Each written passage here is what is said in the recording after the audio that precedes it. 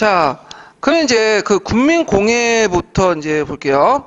자, 국민공예는 이제 그 소부도자 계층과 이제 쌍캐스트 계층이 결탁을 해가지고 만든 그 정부인데요. 자, 국민공예를 이제 만드는 과정을 보면요, 진행 과정을 보면, 자, 루이 16세를 처형을 시켰죠. 그래서 유럽 각국들이 이제 쳐들어온 경악을 해서 프랑스의 침략을 유발시켰다.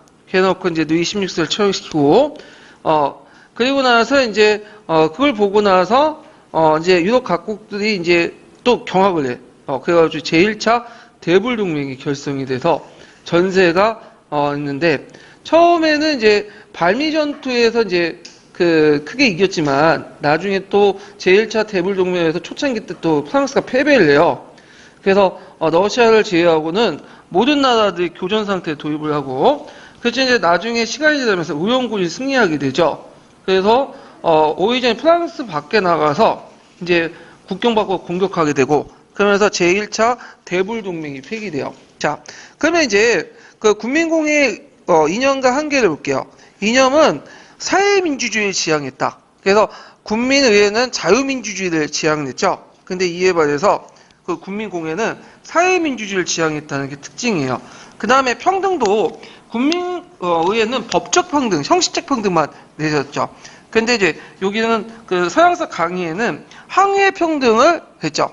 그래서 국민의회 기회균등을 더 나가서 그 뭐냐면 실제 평등을 하기 위해서는 어느 정도의 균등한 소유권에 입각한 평등이 있어야 된다. 그래서 항해 평등을 내세우고 이런 것들은 쌍캐스트 이념이 반영됐다. 이렇게 이제 보시면 돼요.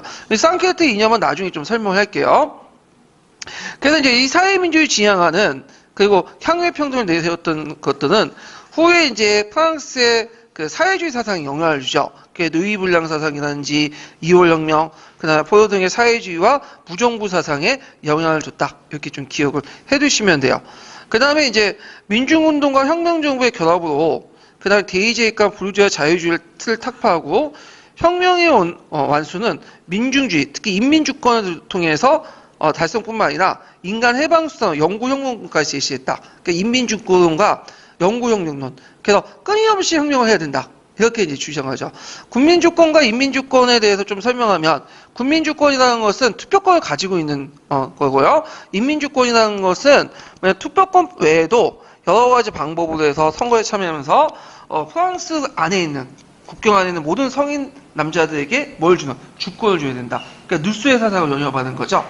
네, 그래서 이렇게 이제 보시면 돼요. 오늘날 국민주권의 의미는 좀 달라요. 그 당시에 국민주권과 인민주권의 의미는. 자, 그래서 이제 있고, 그 다음에 이제 한계는 아까 얘기한 것처럼 그 국민공예를 장악했던 그 정치세력은 어떤 정치세력이야? 자코뱅파죠. 이 자코뱅파는 중앙집권적 어떤 성향을 가지고 있어요. 그리고 이것을 이제 중앙집권 성향을 갖다 보니까 민중의 이제 시간이 지나면 민중의 자발성은 점점 없어지고 그 다음에 그 혁명의 관료화 이런 것들이 이제 일어나요. 그러면서 이제 점점 민중들과 이제 결별하는 그런 수순을 이제 하게 되죠. 그래서 여기에서 이제 민중의 어떤 그 뭐냐면 중앙집권적 성향 때문에 혁명 자체는 그 동결되고요. 민중의 그 자발성 자발성 지속 이거 좀 적어놓으세요. 지속과 협조 여부와 민중의 자발성 지속과 협조 여부와 혁명의 관료화 문제가 제기된다. 그래서 점점 이제 민중과 점점 어떻게 될까? 지속적인 협조 대신에 어떤 민중과 차별화시켜서 민중을 지배에 대해서 이제 여기게 되고, 그 다음에 점점 이제 중앙집권화되면서 중앙집권의 문제가 뭐죠? 혁명을 관료하죠. 관료적 문제들이 이제 제기됐다. 이렇게 이해를 해주시면 될 것 같아요.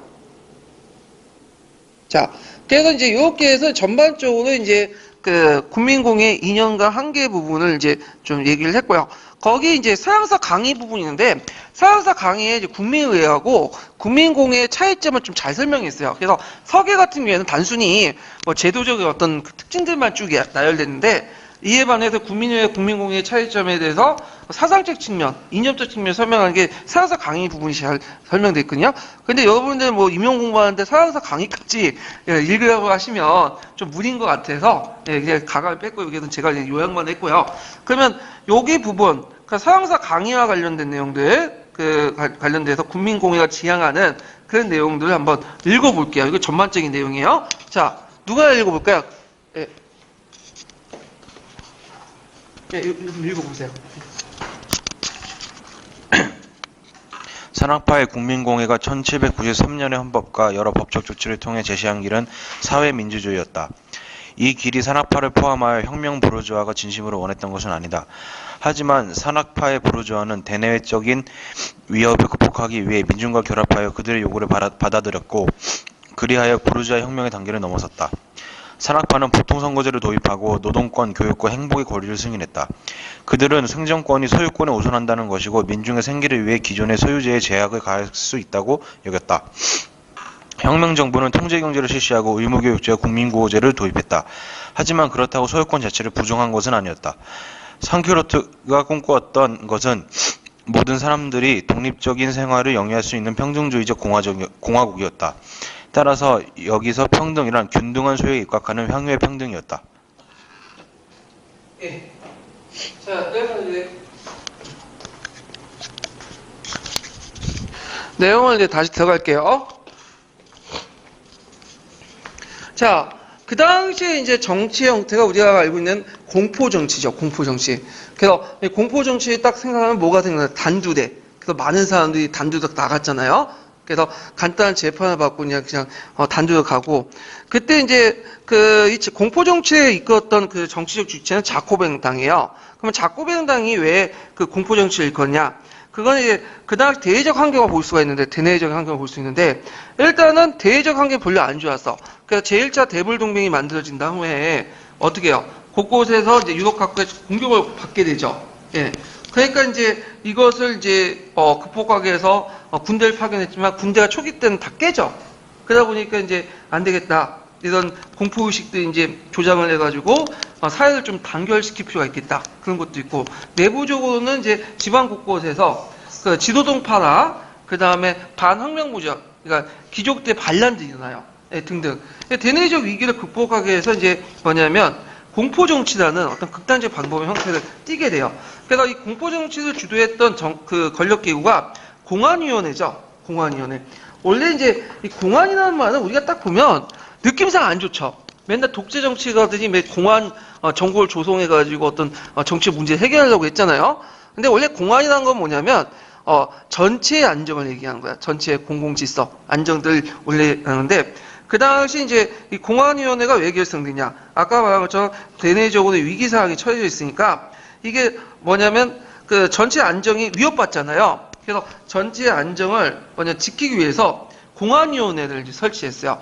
그래서 처음에 9명 설치했다가 12명으로 늘어났거든요. 그럼 공안위원회를 누가 장악했냐면 로벤스피에르가 장악을 했어. 그래서 이 사람이 있는데 이게 전쟁 기간이라니까 이제 전체 안정이 되게 중요해지죠. 그러니까 이 공안위원회가 점점 힘이 커진 거야. 그러니까 원래 비변사단 자체가 병방의 문제를 해결하기 위해서 처음에 만들었다가 이게 점점 커진 것처럼 공안이라는 이름으로 다 모든 걸 다 간장을 해버려. 그래서 군사 징집부터 해서 군조직, 군인 감시, 그 다음에 무기 조달, 식량 조달, 심지어는 보안위원회 부분까지 있는 치안위원까지, 치안 부분까지 다 감장을 해버린 거야. 정책을 다 수행하고. 그러다 보니까 그 당시 또 하나의 권력인 보안위원회와 또 충돌하는 그런 문제점이 일어나죠.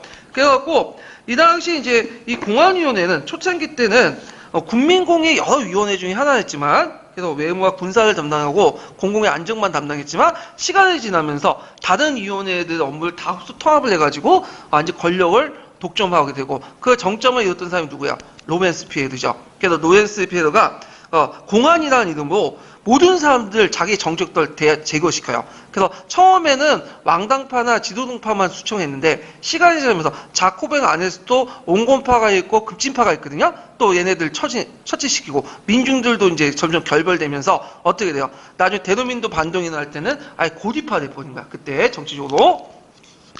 자, 그래서 이제 여기 이제 배경을 보면요, 물가 급등, 그 다음에 가격파 확산, 그러니까 앙리제라고 하거든요. 이게 상크리트와 이제 연결되는데, 그 다음에 전쟁 기간이니까 징집을 이제 결정하는데, 이거에 대해서 이제 뭐냐면, 좋게 생각하는 사람도 있지만, 지금도 지금 군대 가는 거 별로 안 좋아하잖아. 그러니까 이제 이 당시 독신 남자들, 그러니까 독신 남자 그때 결혼 빨리 했으니까 저 어떤 사람이야? 20대 초중반 애들이겠죠. 그러니까 되게 이제 반발이 많겠죠. 그래서 방대 지역에서 폭동도 일어나고, 그다음 지방도 불안하고, 그리고 초창기 때는 전쟁이 패배했다고 했잖아요. 그래가지고 이제 공포를 유발해갖고 이제 어떤 공포 분위기를 유발해서 국내 통합을 이제 확대하기 위해서 공포 정책을 유지했는데 그 내용을 보면 지도동파를 이제 자기 정쟁했던 지도동파를 수청하고요. 그다음 왕과 왕비를 수청하고 그래서 왕은 이제 그 수청 당하고 나서 그다음에 왕비도 수청했죠. 왕비가 누구죠? 마리아 앙뚜아네트죠. 예. 이 마리아 앙뚜아네트는 나름대로 좀 억울한 친구도 있어요. 이 사람은 원래 프랑스 사람이 아니죠. 오스트리아 여자예요. 그러다 보니까 이제 민중대 미움을 많이 받았는데 이 사람이 한 유명한 말이 있어요. 우리가 아는 민중이 빵을 달라고 하는데 빵 대신에 그럼 고기 먹지 않냐? 고기 먹어라. 이런 말을 했다고 하죠. 근데 이건 다 나중에 만든 구라예요. 없어진 유언비어야. 그런 말 한 적도 없어 왕비는. 예. 그래갖고 예전에 이제 마리아 앙뚜아네트 그 관련된 뮤지컬을 보는데 참 왕비가 멍청하긴 멍청하더라고요. 딱 보니까. 예. 좀 아는 것도 별로 없고. 근데 멍청하고 아는 게 없다고 해서 죽어야 할 이유는 아니잖아. 참 불쌍하더라고. 그래서 혁명의 희생양 이렇게 그리는데 공감이 많이 가더라고요, 그분이. 자, 하여튼 이 왕비를 수청을 하고 그 다음에 이제 자코뱅당이 주도권을 장악하죠. 그래서 이제 그때 국민의 여러 위원회가 있다고 했죠. 혁명위원회, 공안위원회, 보안위원회 등등등 있는데 그 중에 권력의 중심지가 어디라고 했어요? 공안위원회라고 했죠. 그래서 공안위원회는 처음에 군사와 외교를 담당했지만 이제 점점 힘이 커지면서 다른 위원회 영역까지 침범하게 되고 모든 권력을 이제 갖게 됐다. 이렇게 이제 보시면 될 것 같아요. 그래서 이제 힘이 한 곳에 집중이 돼. 공안위원회로. 그러면서 중앙집권화가 되죠. 중앙집권화. 지방 통제하려고 하죠. 그러면서 이제 민중들과 관계에서 또 변화가 일어나는데 처음에 협력관계였죠. 그래서 민중들과 협력관계였는데 점점 민중들을 지배하고 이제 통제하려고 해요. 그러다 보면 이제 민중들과 갈등을 일으키게 되고 특히 엘베르파 있죠. 엘베르파를 이제 수총시키면서 민중들의 관계가 이제 단절이 돼버린 거야. 이때. 자, 그래서 이제 있고 그 다음에 혁명재판소를 만들었는데 혁명재판의 절차를 간소화시키죠. 프레이어법을 만들어서 공포정치를 강화시켰다. 그래서 기요틴을 통해서 이제 뭐냐면 대규모 학살을 했다. 기요틴이라는 것은 이제 생물학자 이름인데 이 사람이 이제 어떤 식으로 하냐면 참수를 하는데 고통 없이 죽이기 위해서 단두대를 만들었다고 하죠. 예. 그래서 이제 이런 것들을 했다. 자, 민중 간의 관계를 볼게요. 자, 자코벤과 초창기 민중의 관계는 처음에 협력 관계였어요. 근데 이제 알베르 수청과 방토주법의 보류로 관계가 점점 멀어지고 단절되기 시작하죠. 자, 그래서 이제 처음에 이제 망명귀족의 토지 재산을 빈농대에 분할 매각을 하죠. 그리고 공유주에게 주민들에게 평등을 분할시키고 그 다음에 봉건적 무상을 폐지시키죠. 이런 것까지 좋았어. 그래서 농민층을 혁명지역과 연결을 강화시켰는데 자, 그런데 이제 문제는 국내 위기가 가속되면서 이제 쌍케트와 이제 상업화, 가격파들이 점점 결합이 가속화되면서 산업화들은 강범의 민중동원의 필요성을 느끼게 돼요. 그리고 쌍케트는 경학파 엘베르주의를 통해 자신의 요구를 반영하게 되죠. 이때 경학파 엘베르주의자는 자코벤파 중에서도 급진파예요. 이 사람들은. 예. 그러니까 산악파보다 더 급진파라고 보시면 돼요. 예, 산악파보다. 예. 그래갖고 산악파는 중도파고 거기에 이제 좀 약간 자코파에서 좀 우파 쪽에 있는 사람들이 당통 중심의 파고요. 그다음 중간파, 그다음 산악파보다 더 급진제파가 엘베르파야. 그래갖고 이제 있는데 문제는 이 엘베를 처형시켜 버렸지. 그러다 보니까 이제 그 당시 쌍케트와 관계가 멀어지기 시작한 거야. 거기다가 또 방트주법이 있는데 방트주법은 뭐냐면 반응맹 용의자의 재산을 몰수해서 빈곤한 예국자에게 분배되는 거예요. 그러니까 앞에 망명귀족의 토지귀족 빈용치도하고 관련 없는 거야 이거는요. 예. 그래갖고 이제 반응맹 용의자라는 것은 광범위해요. 예전에 귀족들도 있겠지만 또 뭐가 있어요. 또 지도동파도 있겠죠. 그 안에. 예. 등등. 그것을 이제 농민들이 분배하는 게 아니라 빈곤한 예국자. 빈곤한 예국자라는 개념이 참 애매하긴 한데 저 누구겠어요? 쌍케트 계층들에게 분배한다. 그랬는데 근데 이것이 보류가 돼. 그러면서 이제 상케르트 계층하고 유대가 약화되기 시작했다. 그래서 상케르트 계층하고 유대가 약화되는 그 두 가지 계기가 됐던 게 뭘까요? 자코뱅의 좌파 세력이었던 엘베를 수청하고요. 그 다음에 방토주보를 보류했기 때문에 관계가 단절됐다. 이렇게 좀 기억을 해두시면 돼요. 자, 그 다음에 이제 민중운동 약화시키기 위해서. 왜냐면 처음에는 협력적 관계였지만 이게 이제 공안위원회를 중심에 중앙집권가 강하다 보니까 강화시키다 보니까 이걸 이제 민중들 통제할 필요가 있어. 왜냐 통제를 해야지 동원이 쉽게 되잖아. 그래서 이제 이 단어로 보는 게 최고 존재의 예배이거든. 그러니까 민중들은 사상적으로 되게 혁명적이지만 종교적으로 상당히 보수적이야. 뭘 고집한다고 했죠? 카톨릭을 고집한다고 했죠. 그래서 이 카톨릭을 고집하면 민중들을 동원할 수 없어. 그래서 안 되겠다 해서 새로운 신을 만든 거죠. 그래서 이신론에 입각해가지고 그 당시 이제 로벤스피에로 같은 집권파들은 카톨릭을 별로 안 좋아했어요. 그래서 이신론 아시죠? 그래서 카톨릭처럼 이제 신이라는 존재를, 하나님의 존재를 그냥 인격신이 아니라 없애버리고 이신론, 하나의 원리나 법칙을 만들어버려. 그리고 이신론을 만들어서 그 최고의 존재 예배를 거행해서 점점 민중들로부터 이제 카톨릭을 분리시키려고 했지만 그게 제대로 안 됐죠. 이거는. 자, 그 다음에 군민총회 곤치해주세요. 군민총회 상사를 폐지시키고 혁명군, 민중들의 혁명군을 해체시켜서 군민군을 편입시키고요. 그러니까 이제 이 말은 뭐냐면 혁명군이라는 건 쌍케르트 자발적으로 조직한 군대거든, 민병대거든. 그런 거 없애고 군민군을 편입시키는 건 뭐야? 중앙에 통제하겠다는 거야.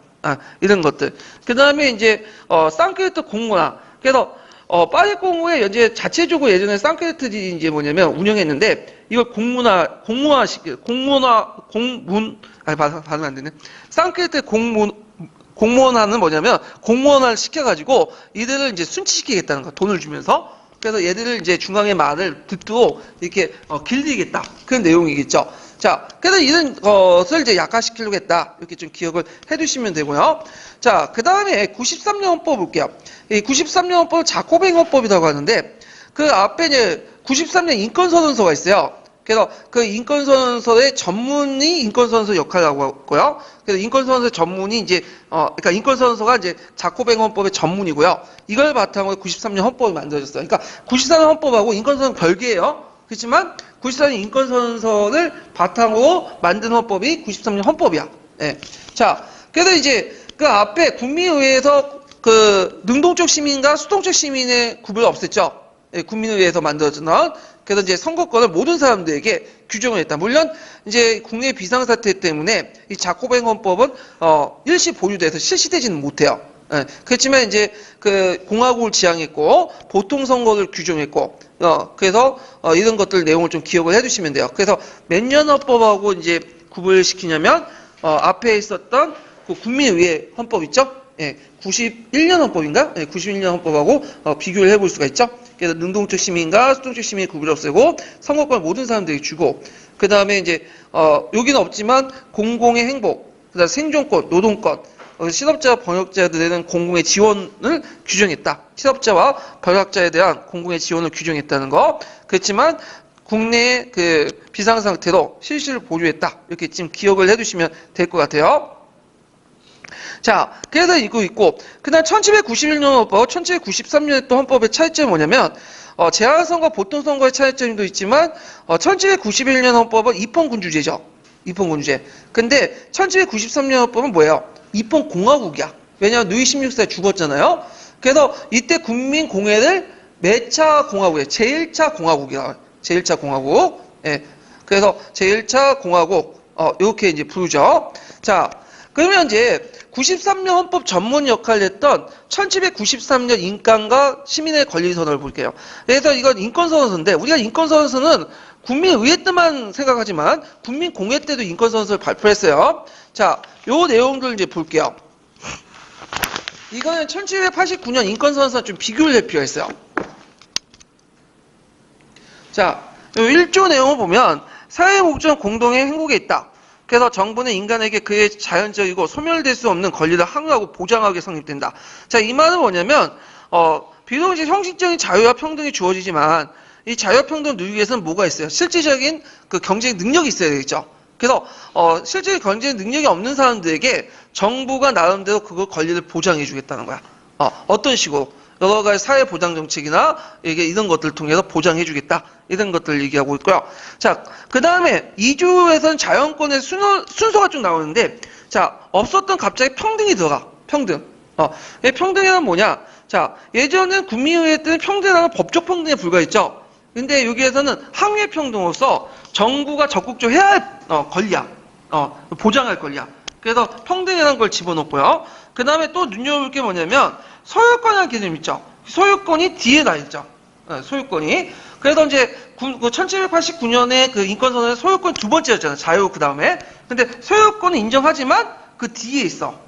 그리고 소유권도 다른 권리에 의해서 제한될 수 있는 공공의 목적이나 이익에 의해서 규제되고 다른 가치에 제한될 수 있는 그런 것들을 이제 했죠. 그리고 소유권은 평등보다 뒤에 있죠. 예, 그래가지고 이런 것도 있고요. 그 다음에 이게 좀 눈여볼 게 이제 21조 내용을 볼게요.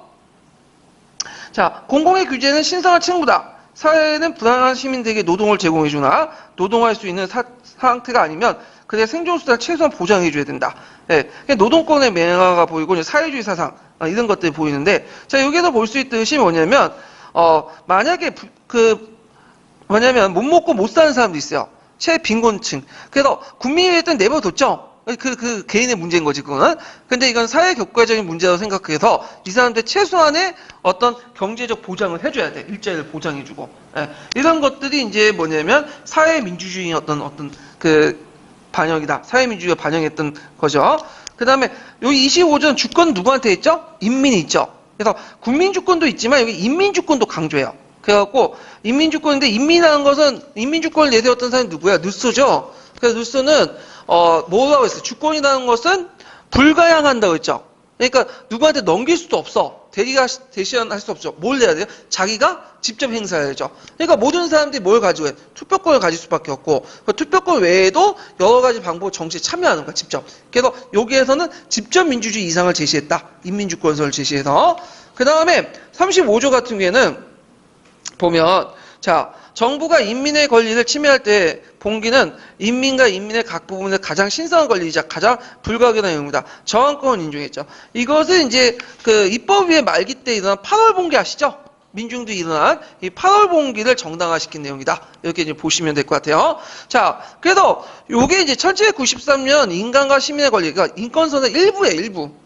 그 외에도 되게 많아요. 그래서 제가 원문을 이제 보충자료로서 1793년 인권선서와 1789년 인권선서 있죠? 국민의회 때 인권선서와 국민공익 때 인권선서 내용을 올려놓을게요. 예, 그거 이제 보시고 이제 좀 비교 좀 해보세요. 예, 보충자료인데 한번 보시고. 자, 그 다음에 그 외에도 이제 최고가격제를 실시했죠. 예전에 한번 기출문이 나왔죠. 별표 쳐놓으세요. 그래서 이제 그 당시 물가 폭등에 항의한 엘베르파의 압력 때문에 그 당시 그 최고가격제를 실시했는데, 최고가격제는 누굴 보호하게 한 거죠? 소비자를 보호하는 거죠. 반대 최저가격제는 이거는 그 생산자를 보호하는 거죠. 그래서 그 최저가격제를 실시했던 데가 언제예요? 대공황 때고, 그다음 최고가격제를 실시했던 것이 뭐냐면 이때 국민 공익 때고, 이런 것들 기억해요. 또 언제 또 실시했죠? 로마 시대 때 디오클라티누스 황제 때 있죠? 이때 이제 실시했죠. 물가가 너무 뛰니까. 그래서 이제 물가 폭등에 항의한 엘베르파의 압력을 받고 실시했던 건데, 물가와 임금을 통제하고 소비자를 보호하기 위해서 했다. 그래서 의의는 그 혁명정부의 합법성을 유지하고 그다음 민중의 직접적인 민주주의 이상을 포기했다. 이게 무슨 말이냐면 민중 스스로 뭐냐면 물가를 조절하지 못하고 결국엔 그 문제를 누구한테 넘긴 거예요? 중앙정부에 넘기게 되죠. 그래서 중앙정부가 물가를 통제하기 위해서 적극적으로 나섬으로써 뭐냐면 민중의 어떤 자율적인 어떤 직접 민주정치 이상을 포기했다고 볼 수가 있어요. 오히려 이런 것들은 중앙집권적 정책, 중앙집권이 강화해야지만 할 수 있는 거잖아요. 그래서 이런 거와 연결시켜서 이제 보시면 될 것 같고요. 그 외에도 미터법을 제정했고 혁명령을 실시했죠. 이 혁명령이라는 건 뭐냐면 프랑스 혁명 때 나온 공화정인데, 그래서 이제 종래 태양력이 불합리하다는 걸 거부하고 불합리하다고 생각해서 거부하고 농사에 알맞는 계절 이름을 붙였어요. 그래서 그 일주일을 7일째로 운영하고 10일을 일주일로, 30일을 1개월로, 그래서 10일마다 휴일을 두는다고 했죠.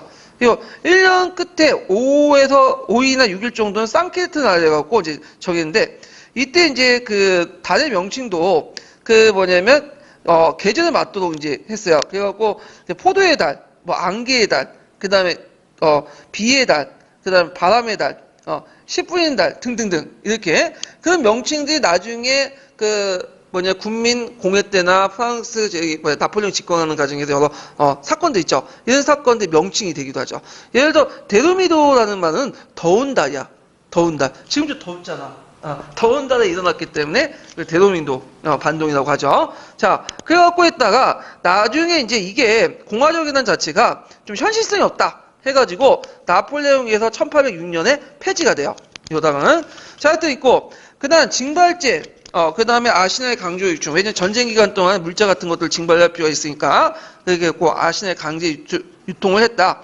이렇게 이제 보시면 돼요. 자, 그 다음에 이제 뒤에 넘어가서 공포 정치의 종말 볼게요.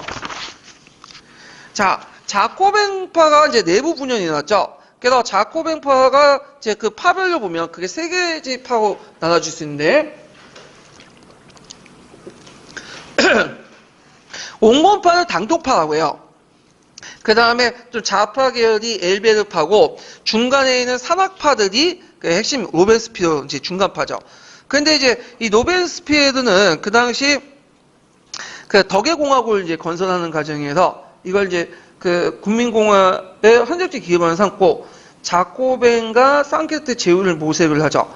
예. 그래갖고 이제 있는데, 근데 이제 문제는 이제 외부의 적을 다 없애는 과정에서 이제 내부의 적을 만들 필요가 있겠죠. 그 내부의 적을 이제 또 만드는 과정에서 온건파, 엘베르파가 이제 대상이 되고 그들을 수청시키죠. 그래가지고 그 과정에서 이제 쌍캐레트 계층이 원래 제후 관계였지만 나중에는 이제 결별하게 된다. 이렇게 좀 기억을 해두시면 되는데, 자, 이 당통파와 이제 엘베르파 관계를 보면 당통파는 우파 세력들이야. 그래서 이 사람들은 공포 정치를 이제 완화시키고 최고가격제를 완화시키자, 간용 정치를 하자, 그런 사람들이고, 엘베르파 같은 경우 좌파죠. 오히려 공포 정치를 강화시키고 최고가격제를 강화하고 쌍캐레트를 연결하죠. 근데 둘 다 수청을 시켜버려, 이 세력들을. 그리고 이제 문제는 이제 공포 정치가 가능했던 게 뭐냐면 전쟁에서 맨날 지기 때문에 그죠. 근데 이제 국민공예 말기에 들어가면 이제 전쟁이 이겨. 근데 그러면 공포 정치를 풀어야 되는데 공포 정치를 계속 유지하려고 하는 거야. 그러니까 대중들이 어떻게 되는지 점점 염증을 느끼게 되죠. 점점. 거기다 보니까 이제 이거에 대한 이제 그 기회를 틈타서 대도민도 반동이 일어나요. 이 대도민도 반동은 왜 일어났냐면 그 당시에 로벤스피에르가 막 수청을 냈잖아. 엘베르파도 수청하고 당통파도 수청하고, 심지어는 이제 그 안에 있는 자코뱅 안에서도 이제 수청 대상에 올라간 사람도 있고 등등 하니까 이 사람들이 겁이 나는 거야. 안 되겠다. 우리가 가만히 있으면 또 수청당하겠다. 그래서 기요트에 끌려가서 죽을 수 있겠다 하니까 그 당시 이제 그 자코뱅의 온건파들이 있어요. 이걸 다수들이 결집돼갖고 반란을 일으켰어. 그래가지고 그 당시 로베스피에르를 처형시켰죠. 그래서 이걸 대도민도 반동. 그래서 이걸 주도했던 자코뱅 일부 온건파 세력들 대도민도 파라고 해요. 또 그러면 그때 민중도 가만히 있었어. 왜 가만히 있었을까요? 로베스피에르가 이제 이 당시에는 민중들하고 이제 관계가 점점 멀어지고 있었거든요. 그러니까 이제 그냥 손 놓고 그냥 보고만 있었던 거야. 예. 그러면서 이제 로벤스피에르가 이제 이도 단두대에 끌려가서 죽게 되죠. 예. 자, 그래서 이제 이런 것들 이제 좀 기억을 해두시면 되고요. 자, 그러면 여기에서 쌍캐레트라는 사람들이 뭐냐? 이걸 이제 볼게요. 이게 예전에 기출문에 나왔던 건데, 자, 쌍캐레트라는 것은 캐레트가 없는 사람이다. 쌍이라는 건 불어도 없다는 뜻이거든. 캐레트가 뭐냐면 보통 이제 이 캐레트라는 게 뭐냐면 그 당시 이제 그 바지의 밑에 보면 바지를 묶는 어떤 매듭이 있어요. 그래서 이 캐레트라는 것은 그 당시 이제 그 매듭이 없는, 그러니까 바지를 묶는 어떤 천이 없는 사람들을 쌍캐레트. 그러니까 우리가 말하는 흔히 바지 입잖아요. 그래서 예전에 귀족들이나 이 사람들은 바지를 이렇게 묶어가지고 밑에 안 보이게 했거든요. 예, 이런 것들을 착용했는데 이런 것들을 착용하지 않는 사람들의 무리라는 거예요. 주로 어떤 사람들이 있겠어요? 주로 작업장을 수행한 장인들, 그다음 소상종주, 그다음 직인, 도제, 뭐 이런 사람들 얘기해요. 근데 이제 이거는 사전적 의미고 그 안에는 산케트 계층은 그냥 이 산케트 이념들 공유하는 모든 사람들의 의미를 볼 수 있어요. 그러니까 우리가 생각하는 이제 그 소상종주나 그 다음에 장인들이나 이런 사람도 있겠지만 심지어는 그 안에 귀족도 계층이 포함되어 있어. 왜? 그 이념만 공유하면 되니까. 오늘날 강남 좌파처럼. 자, 하여튼, 이 산케르트 계층들은 이제 다양한 계층이야. 아까 전에 정치화된, 의식화된 분자로서 정치적 개념이고, 계층적으로 볼 땐 소생산자도 있지만, 또 귀족도 있다는 거. 그리고 이들은 경제의 평등주의, 지향하는 게 특징이에요. 경제의 평등주의. 근데 여기에 주의할 게 평등주의라는 게 뭐냐면, 사회주의나 공산주의처럼 다 뺏어가지고, 똑같이 날아가자. 그런 것은 아니고요. 사회재산을 인정해.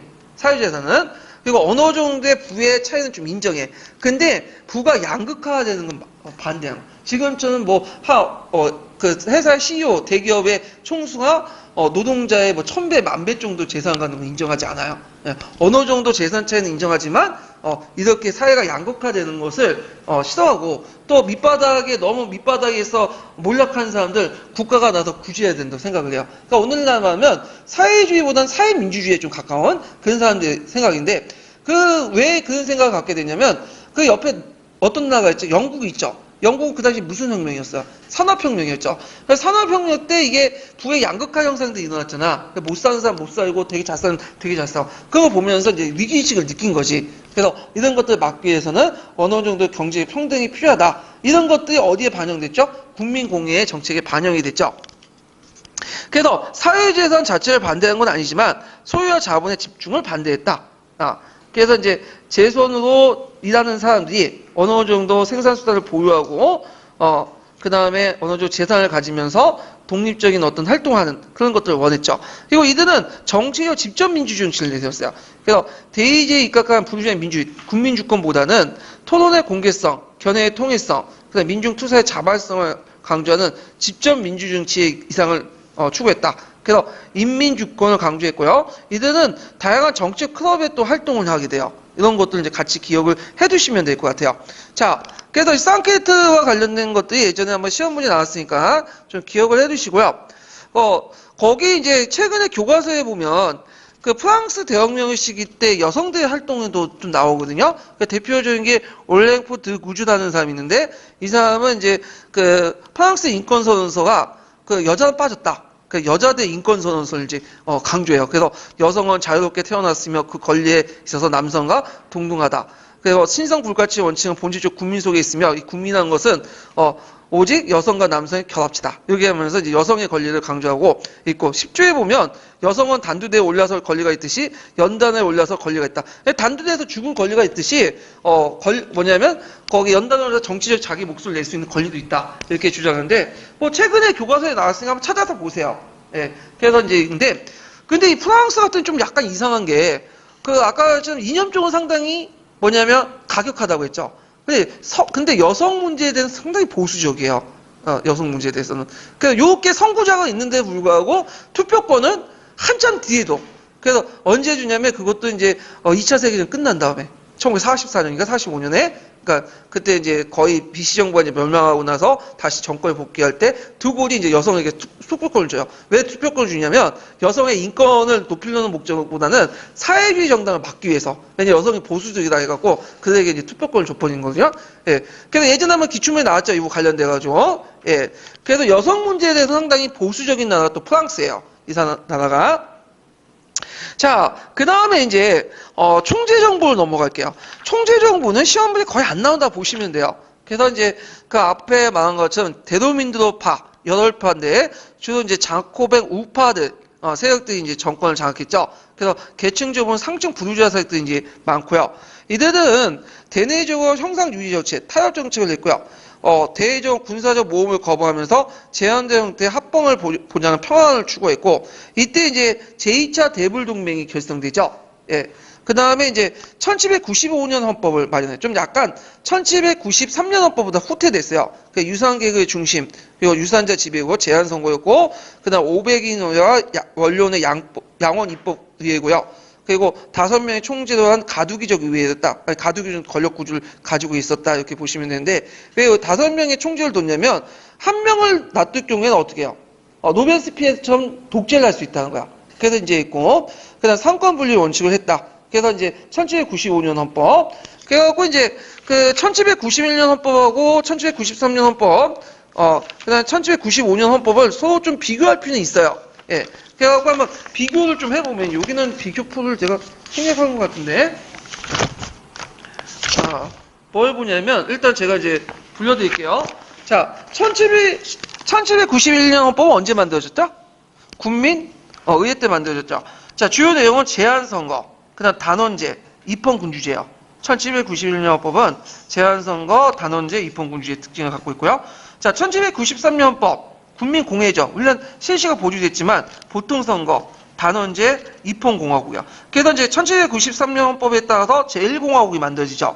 그 다음에 1795년 헌법은 제한선거, 이제 총재정부니까 양원제, 그 다음에 입헌공화국, 이런 특징들을 갖고 있다.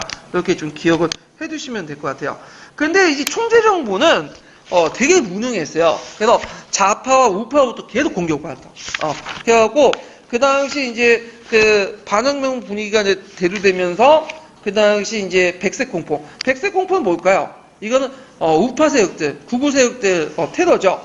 왕당파 반란이 있었고 또 좌파부터 공격을 받게 되죠. 그래갖고 이제 그 당시 민중봉기도 되게 많았어. 민중봉기도. 그래가지고 양쪽으로부터 공격을 받게 돼. 이거 되게 무능했고. 그러다 보니까 이제 농민들이나 그 다음에 중상층, 부르주아 세력들은 불안한 거야. 왜냐하면 자신들이 혁명의 성과를 빼앗은 여러 가지 재산들을 지킬 수가 없잖아. 그러다 보니까 이 재산들을 뭐냐면 지킬 수 있는 강력한 카리스마적 인물이 이제 원하게 되고, 이때 등장했던 사람이 그 유명한 나폴레옹이죠. 그래서 브루메르 쿠데타를 통해서 집권하게 됐다. 좀 기억을 해주세요. 그래서 이제 이 브루메르 쿠데타는 갑자기 나는 거 아니에요. 예전에 총재정부가 상황이 위기하면 그냥 뭐냐면 뭘로 뒤엎어. 쿠데타를 일으켜서 자주 이제 군부를 선동해서 쿠데타를 일으켜갖고 한번 판을 엎어. 그래서 판을 엎어가고 다시 집권하고 이런 식으로 했거든요. 그 요번에 그 쿠데타 설도해갖고 기한을 올렸다고 했잖아요. 기무사가. 그래서 이제 박근혜도 그렇게 생각했겠지. 그래서 요번에 이제 뭐냐면 탄핵되고 탄핵이 이제 기각되고 하면 한번 판을 엎어가지고 쿠데타를 통해서 친일 쿠데타를 해서 자기가 권력을 한번 다시 집권해보겠다. 그런데 이제 이런 게 군부에 너무 위진하기 때문에 결국엔 총재정부가 누구에 의해서 권력을 뺏긴 거야? 나폴레옹 권력이 뺏긴 게 된 거야. 자업자득이야. 네, 되게 무능한 정부였다. 이렇게 이제 보시면 되겠죠. 자, 그래서 이제 이런 내용들 좀 같이 기억을 해두시면 될 것 같아요.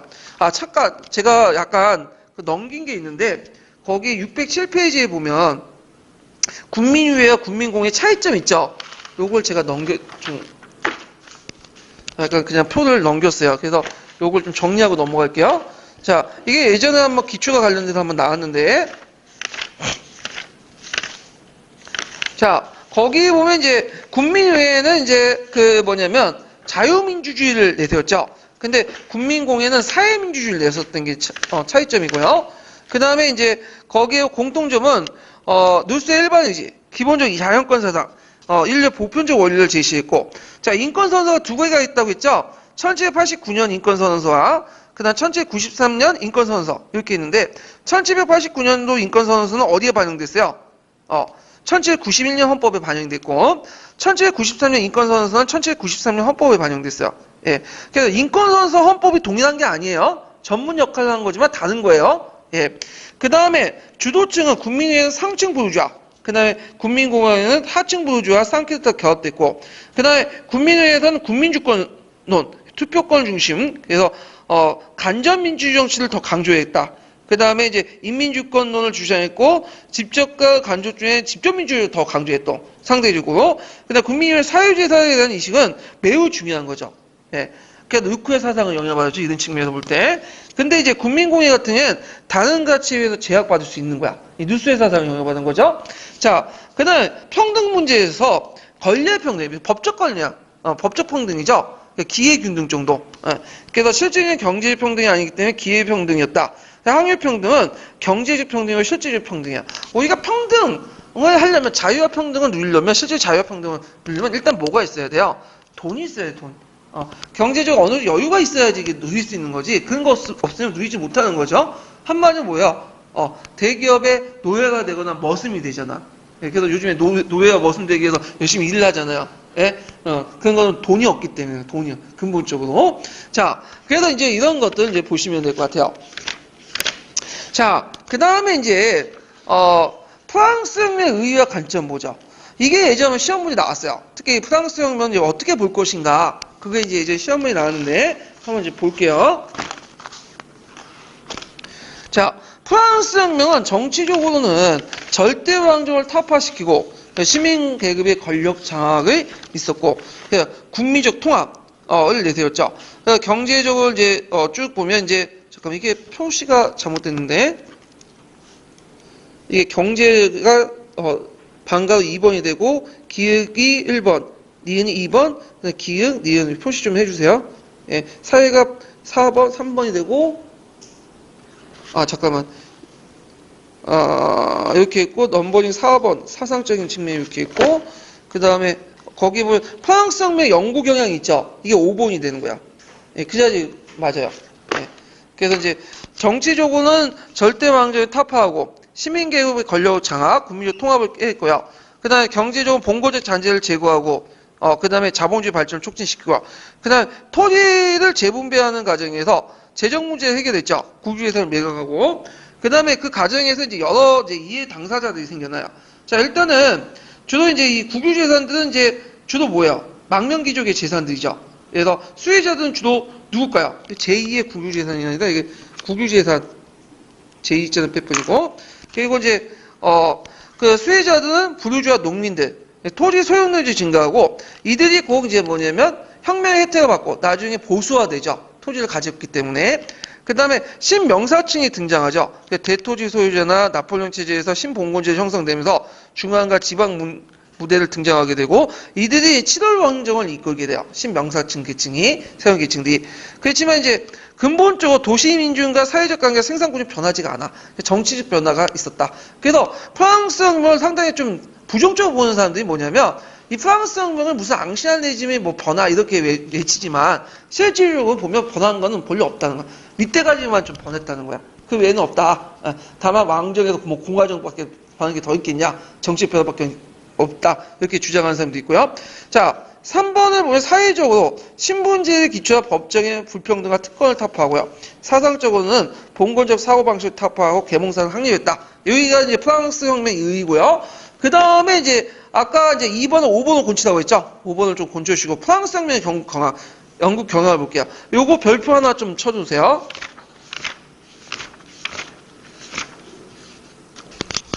자, 1970년대까지 영국 경향은 뭐냐 두 가지 견해가 있어요. 하나가 이제 고전 해석이 제일 이제 일반적인 견해죠. 이게 이제 작용적 해석, 자코벤적 해석인데 이 말은 뭐냐면 하부 구조가 상부 구조를 이제 제약을 했는데 프랑스 혁명이 일어나면서 이걸 타파되면서 구체제의 모순화된 이제 뭐냐면 부르주아 주도에 민중이 참여하면서 봉건제가 청산됐다. 그러면서 이제 봉건제 자본주의로 이행을 했다. 그래서 계급 갈등적인 어떤 요소가 있는 거죠. 예, 이런 것들이 좌파, 사회주의자들이 예전부터 했고 제일 이제 작용적 해석이라는 게 우리가 알고 있는 고전 해석이야. 교과서라든지 통론이라든지 다 고전 해석에 입각한 거죠. 근데 고전 해석에 항상 다른 견해가 있죠. 이걸 이제 수정주의라고 해요. 수정주의. 그래서 이 수정주의는 이 부르주아 해석을 좀 좌파적 견해에서 벗어나서 좀 보수적으로 판단하는 견해들이야. 자, 그걸 보면 자, 혁명의 구조적인 원인을 부정하고 정치한 사회경제적 조건 반영물에 불과하고 정치한 상대적 자율성의 역동적 가정에 강조했다. 그래서 항상 하부 구조가 상부 구조를 지배한다고 얘기하는데 정치를 지배하는 그게 아니라 사회경제 조건이 어느 정도 반영되지만 정치 나름대로 독립성이 있다는 거야. 예. 그래서 프랑스 혁명이라는 것 자체가 뭐냐면 장기적으로 볼 때는 뭔가 변화가 있어날지 모르지만 실제적으로는 단기적으로 그때 상황을 볼 때는 변화가 없어요. 네. 다만 사회경제적 구조 그대로인데 정치적 변화만 좀 있는 거야. 그냥 자율성이 있으니까. 그래서 그때 이제 구체제 말기에 엘리트 집단이 형성했는데 계몽주의에 영향을 받은 그 엘리트 집단의 속성을 보면 계층적 분석 보면 우리가 부르주아만 있는 게 아니라 뭐냐면 귀족 계급도 일부 포함되어 있어요. 그 귀족과 부르주아 계층들, 엘리트 계층들 형성했다. 그 대표적인 사람이 나팔레옹 같은 사람이죠. 나팔레옹이나 밀라보나 그런 사람들은 귀족 계급이야. 그런데도 불구하고 계몽사상의 영향을 받고 어디에 참여했어요? 프랑스 혁명에 참여했잖아. 그러니까 우리가 이제 계급 갈등에서는 그런 사람들은 뭐냐면 당연히 누구 편을 들어야 돼? 귀족 계급의 편을 들어야겠죠. 그런 게 아니야. 그러니까 이게 우리가 생각하는 귀족하고 부르주아의 계급의 어떤 대립관계가 있는 게 아니라 귀족과 부르주아 상관없이 계층에 상관없이 그 계몽사상 영향을 받는 엘리트 집단들이 일어나는 혁명에 불과하고 이런 변화는 물론 장기적으로 볼 때는 뭐 사회경제 변화를 불러일으킬 수 있다고 볼 수 있지만 단기적 그때 당시에는 아무런 변화가 없었다. 사회경제적. 그리고 오히려 정치적 변화만 불러일으켰다. 이런 것들이죠. 그래서 이제 이게 수정 해석이야. 좀 약간 보수적인 해석이죠. 예. 그런 것들이 이제 두 번째 견해요. 근데 일단 고전 해석이든 수정 해석이든 전체로 이걸 전체서적으로 그 다음에 거시적인 측면에서 접근해요. 근데 이거에 대해서 이제 1980년대 영국 영향은 좀 달라. 포스트 모더니즘의 영향을 받았고, 종전의 그 고전 해석이나 수정 해석 등 프랑스 혁명을 뭔가 전체적으로, 구조적으로 접근한 걸 포기해버리고, 아예 특정 개인, 사건, 지방, 행위 등의 연구 대상만 한 거야. 그래서 이걸 미시사에 입각해서 했다. 그래서 계급적 설명 대신에 연구 대상의 파편화 쓰시면 되고, 분절화 이런 것들 하고 사건 자체에 독자적인 규정성을 지닌 임의의 단지자로 인식해갖고 했다. 그래갖고 개별적인 사건 하나하나만 제시한 거죠. 의의는 앞에 이제 고전에서 도식주의를 벗어나 연구 주제 방법은 인식론에 다양하고 개방적으로 접근하는데 문제가 있는데 접근하는 일가 있는데 문제점도 있죠. 나무는 볼 수 있는데 뭘 볼 수 없어요. 숲을 볼 수 없어. 총체적인 상을 제시하지 못한다. 구조적인 어떤 모습들을. 그래서 포스트 모더니즘의 어떤 내용이다. 좀 기억을 해두시면 돼요. 그래서 너무 파편적으로 봤다. 이런 것들 이제 보시면 되고. 자, 그래서 이걸 이제 왜 중요시 여기냐면 이게 시험 문제 나왔기 때문이죠. 09년 기출문제 예문에 나와 있어요. 그래서 요런 내용들 같이 파악을 해주세요. 아마 이게 이제 나올 가능성은 없긴 하는데 뭐 여러 관점에서 이제 지역적 문제를 낼 수도 있으니까 이런 관점도 있구나 하고 파악을 해두시는 것도 좋을 것 같아요. 자, 그래서 이제 전반적으로 프랑스 혁명에 대해서 이제 한번 봤고요. 그래서 이제 그와 연관돼서 기출 문제하고 그 다음에 또 총괄 문제를 이제 같이 이제 풀어볼게요. 안 풀었던 것을. 자, 몇 번을 보시냐면 기출 문제 226페이지 펴보세요.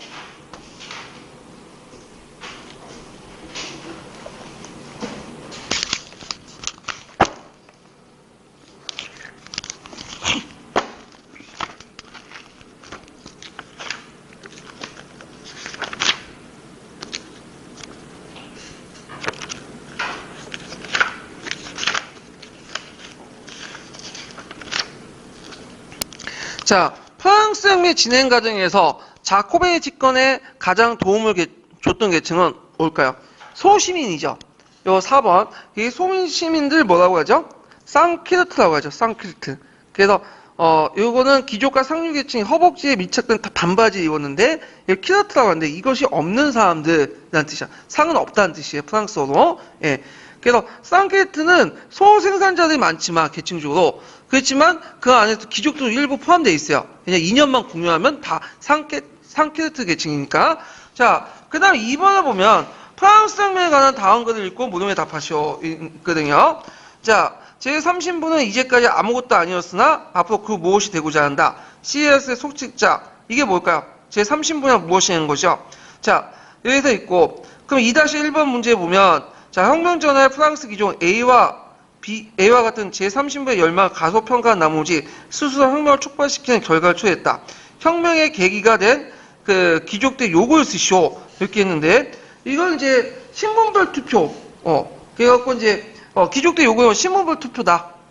그래서 그 당시 30부는 뭘 요구했죠? 개인별 투표. 근데 이어서 신분별 투표를 요구했다. 근데 어떤 분은 이제 3부의 소집을 요구하다고. 근데 3부의 소집이 말이 안 되는 게 뭐냐면, 지금 A와 관련된 거 있죠. A와 관련된, 근데 제30부는 이제 아무것도 아니었으나 앞으로 그 무엇이 되고자 한다.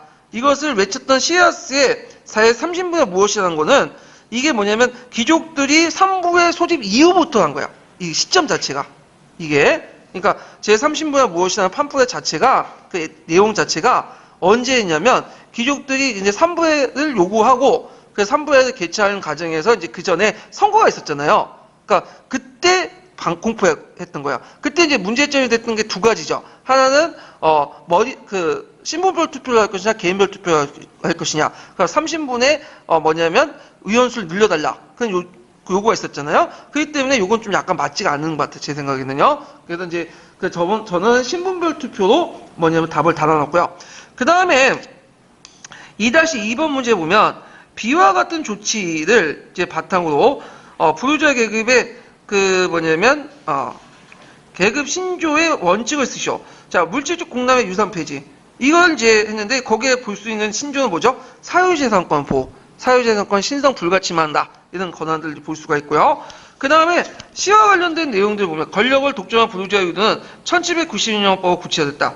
자, 여기에 빈민들은 잃을 것이 없으므로 책임도 없다. 그래서 어느 정도 가진 사람한테 정치를 해야 된다. 책임의식 있게. 이걸 뭐라고 하죠? 제한선거. 이렇게 이제 쓰시면 되겠죠?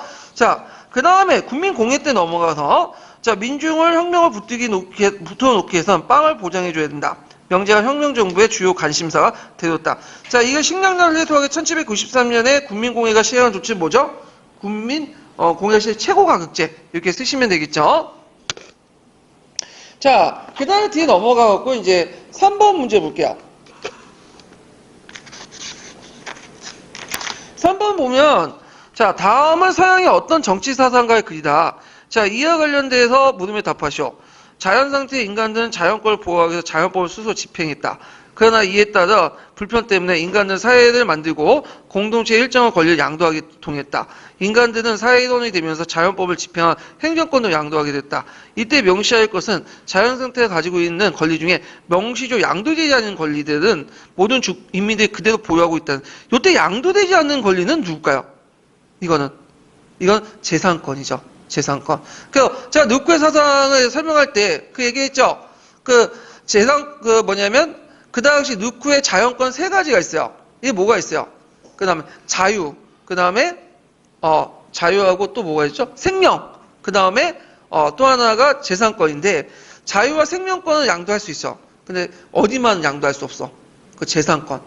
그리고 만약에 정부가 재산권을 침해할 경우에는 뭐가 일어나는 거야? 저항할 수 있다. 그러니까 누쿠의 권리는 이 재산권을 되게 강조하는 거야. 예. 그래서 이제 있고, 자, 그러면 이제 이거 누쿠의 이제 그 사회개혁의 한 부분인데, 이와 같은 주장은 당시 어떤 국가체제를 비판할까요? 절대주의 국가체제를 비판했고, 그 다음에 기육주의, 프랑스 인간과 시민의 권리 중에 신성 불가침을 규정한 권리가 뭐라고 했죠? 재산권. 이런 것들을 좀 기억을 해주세요. 그래서 제가 누쿠의 사상에 대해서 이렇게 쭉 얘기를 해놨어요. 이렇게 쭉. 그런데 이제 어떤 분은 서양사 개론에 이제 읽고 나서 이런 얘기를 하더라고요. 자, 양도할 수 있는데 서양사 개론에 이제 보면 쭉 읽어보면 그러니까 양도할 수 있다. 그러니까 양도할 수 있는데 일부만 양도한다고 했죠.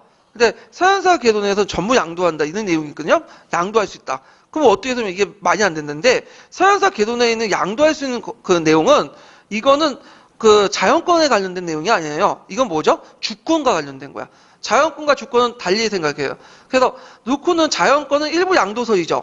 일부 양도설. 근데 주권은 양도가 가능한 거야. 그렇기 때문에 뭐가 된 거죠? 누쿠는 대의민주주의 이런 걸 강조하는 거죠. 이런 것들을 기억을 해두시고요. 자, 그래갖고 이제 이런 내용들 이제 구분해 보시고 또 누스의 의견도 마찬가지예요. 누스도 양도할 수 있는 거는 뭐예요? 자연권이죠. 근데 주권은 양도할 수가 없어. 그렇기 때문에 뭘 주장은 인민주권설이죠. 그러니까 자연권하고 뭘 구분해서 봐야 돼요?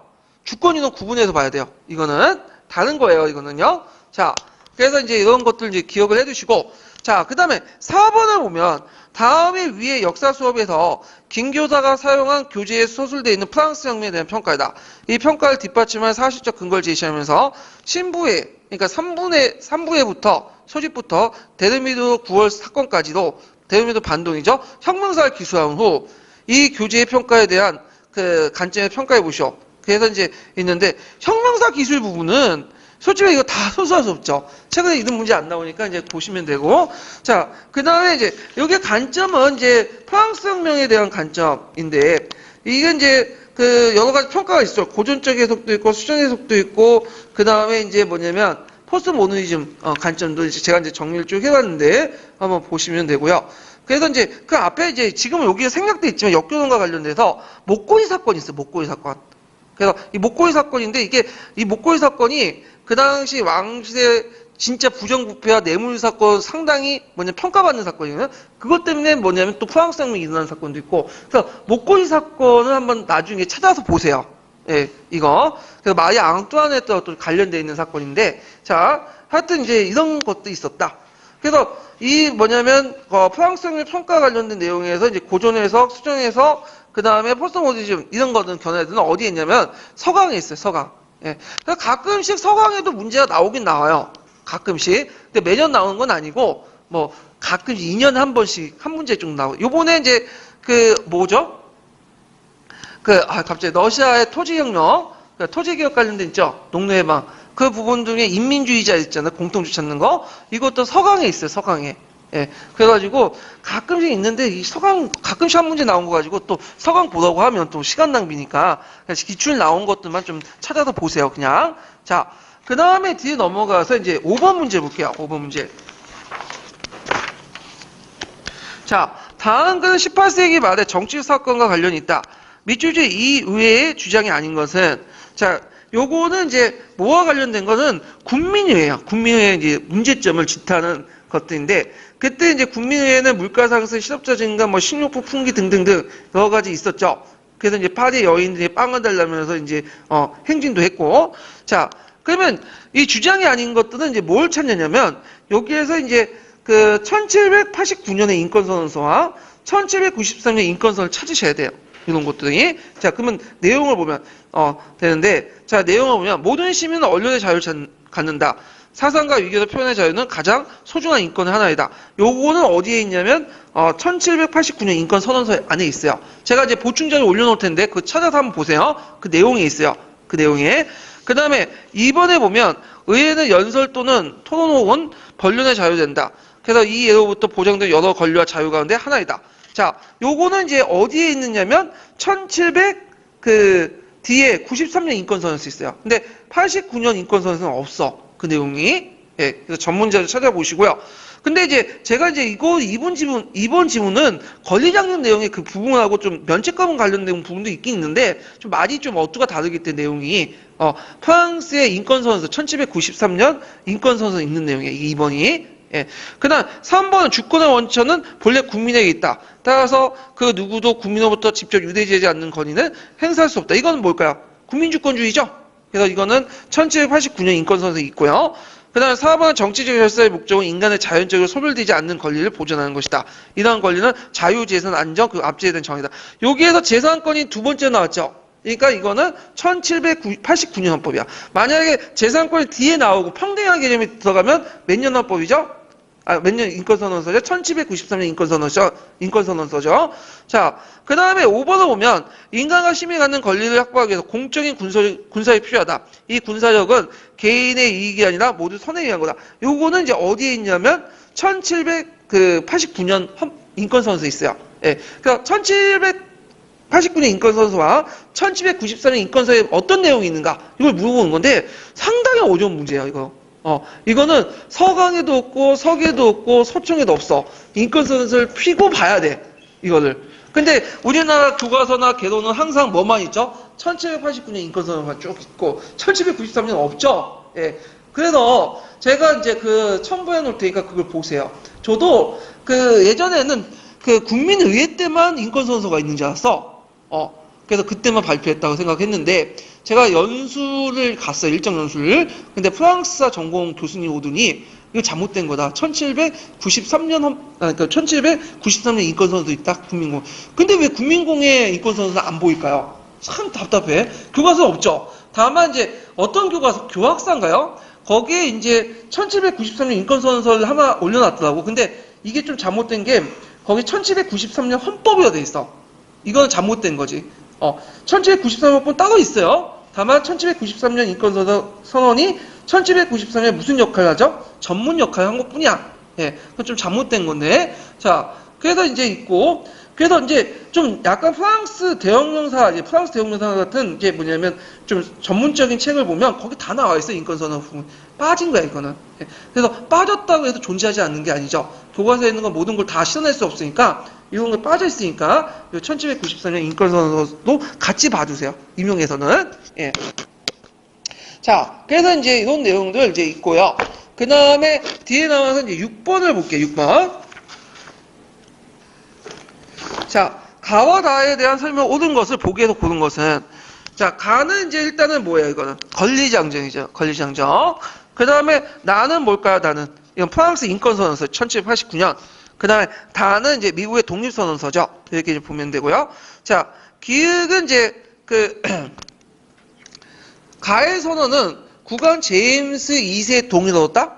아니죠. 제임스 2세는 프랑스 도주했고, 그 당시 딸 메리와 남편인 네덜란드 총독 월리엄의 뭐냐면 했죠. 이게 월리엄이라 돼 있네. 이거 월리엄으로 고치세요. 문제. 자, 그래갖고 이제 이렇게 동의를 받았고요. 그 다음에 이제 니은을 보면, 자, 1789년 프랑스 3신부에, 그러니까 3부회죠. 3신부에는 나에 들어가 있는 인간과 시민의 권리 선언을 반포했다. 자, 요 나의 내용에 들어가 있는 인간과 시민의 권리인데, 요거는 이제 나는 프랑스 인권선언서고 이건 국민회의 때 발표한 거죠. 그래서 틀렸고 그 다음에 이제 디귿을 보면 토마스 제퍼슨 다의 내용에 들어가 있는 독립선언을 기초했다. 맞죠? 그래서 독립선언을 기초한 사람이 토마스 제퍼슨이고 그 다음에 나와 다의 계몽사상 영향을 받았다. 나와 다는 자 나와 다는 아까 같은 이제 프랑스 인권선언서와 미국 독립선언서 계몽사상 영향을 받았죠. 그 다음에 가나다는 공화국을 수립을 청구했다. 아니죠. 가는 그 다음에 나는 공화국이 아니라 이건 입헌군 유제예요. 그리고 다만이 공화국이죠. 그래서 답이 디귿과 니은이죠. 자, 그래서 이제 이렇게 해서 이제 파악을 했고요. 자, 그 다음에 총괄평가 문제를 좀 풀어볼게요.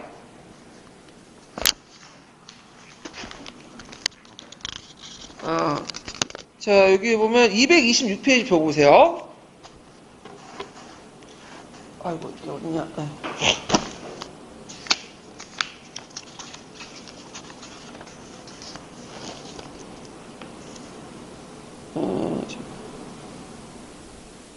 아니, 잠깐만, 이게 잘못 적어놨네? 226페이지가 아니라, 몇 페이지 펴보시냐면, 잠깐만요. 227페이지인가?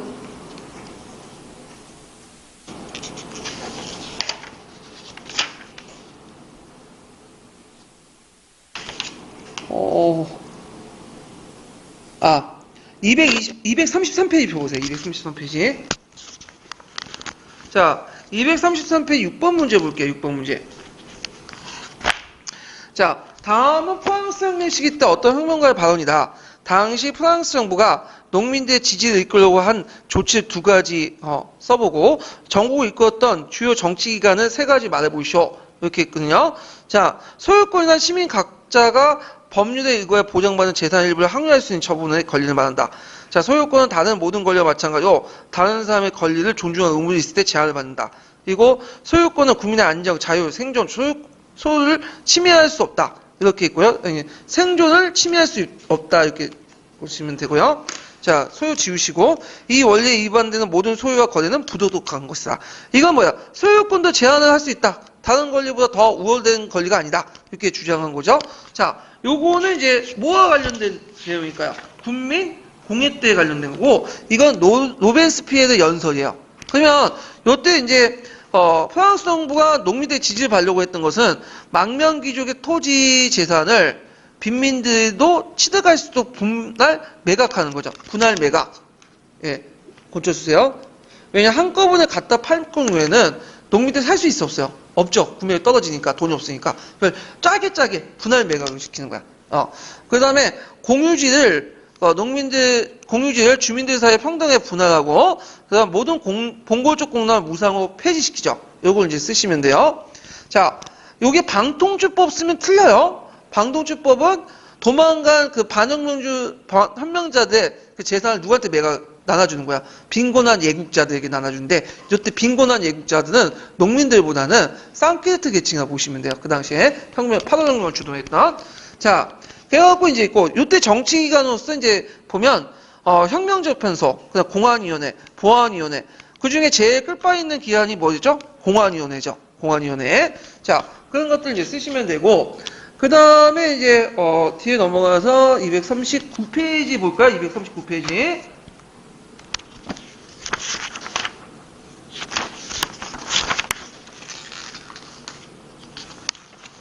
자, 239페이지 22번 문제 볼게요. 다음 자료 A의 기획의 권리를 자료 B에서 찾아보고 자료 B를 공포 당시에 부르주아 위원들이 제한 선거를 실시했던 이유를 말해보시오. 예전에 기출을 좀 응용했던 건데, 자, 이거는 이제 자료 A는 아까 치면 기출에 풀어봤던 뭐와 관련된 거죠? 루코의 사상과 관련된 거죠. 자, 요때 양도하지 않는 권리, 이건 뭘까요? 이거는 소유권이죠. 그럼 그 밑에서 이제 인권선언에서 소유권과 관련된 내용을 보면, 자, 뭘 써야 되겠어요? 소유권. 소유권은 신성 불가침하다. 이걸 쓰시면 되고, 그 다음에 여기에서 이제 제한 선거를 실시했던 이유가 뭘까요? 빈민은 잃을 것이 없으므로 책임의식도 없다. 이거 그냥 공사년 기출에 있는 것들 그대로 쓰시면 돼요. 어느 정도 가지고 있어야지, 책임의식 가지고 있어야지, 어느 정도 가지고 있어야 책임의식이 가질 수 있고, 그 다음에 투표를 제대로 할 수 있다. 이렇게 이제, 관련된 내용이죠.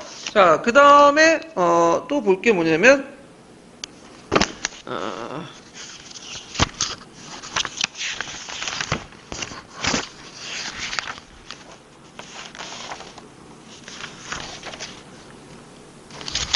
이게 239페이지 241페이지 펴보세요. 자, 241페이지 25번 문제 볼까요? 자, 다음은 다음과 같은 생각을 영향을 준 계몽사상가를 써보고 윗줄진 내용과 관련하여 그 당시 정부가 추진했던 토지 개혁 방안을 두 가지 제시하시오. 자, 당시에는 소유권 행사에 대한 최대한 자유를 누리기 위해서 조항을 늘어나고 쭉 있는데, 요거는 소유권은 시민 각자의 법률 이거에 보장받는 재산의 일부고 항유가 처분할 권리다. 자, 소유권 제한과 관련된 내용이 있죠? 요거는 이제 로벤스피에르가 얘기한 거기 때문에 국민공예고요. 자, 요때 소유권을 제한하자고 주장한 사, 이건 누구가? 루소죠. 루소 이렇게 쓰시면 돼요. 그 다음에 이제 토지 개혁 방향에 대해서 이제 망명귀족 때 토지 재산을 빈민들에 취득할 수 있도록 분할해서 매각과 공유지를 주민들이 또 평등하게 이제 분할되고 반항명자들의 재산을 몰수해 빈곤한 예국자들에게 분배한 방토주법. 농민과 관련된 건 그 앞에 두 개와 그 다음에 이거는 이제 방토주법은 쌍케트와 관련된 거죠. 이런 것들 구별을 해서요. 그래서 같은 토지 재산이라도 이제 세 가지가 있는데 두 가지 앞에 두 가지는 뭐와 관련된 거예요? 이건 일반 농민들. 그 다음에 반항명 용의자들의 재산을 몰수해 빈곤 예국자들의 분배한 방토주법은 쌍케트 계층하고 관련된 거야. 이런 것들 좀 보시면 되고요. 자, 그 다음에 뭘 또 풀려고 했냐면 241페이지 있고 254페이지 펴보세요. 254페이지 245페이지 56번 문제 볼까요? 56번 문제.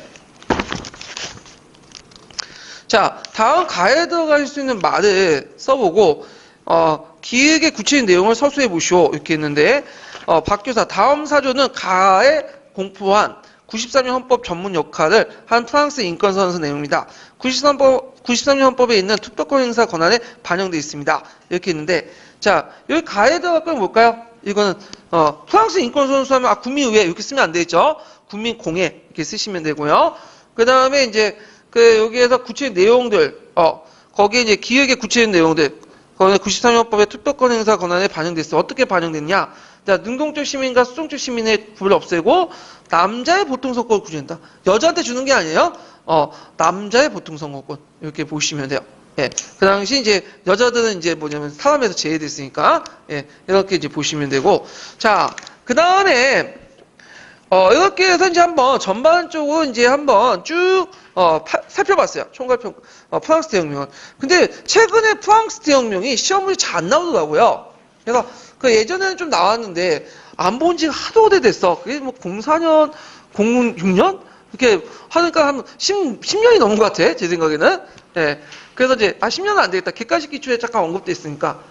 근데 한동안 지금 6, 7년 동안 시험 문제 안 나왔거든요. 예. 그래서 아마 그 냈던 교수님들이 이제 다 은퇴하시고 어떤 분은 저기 저 세상을 가시고, 예.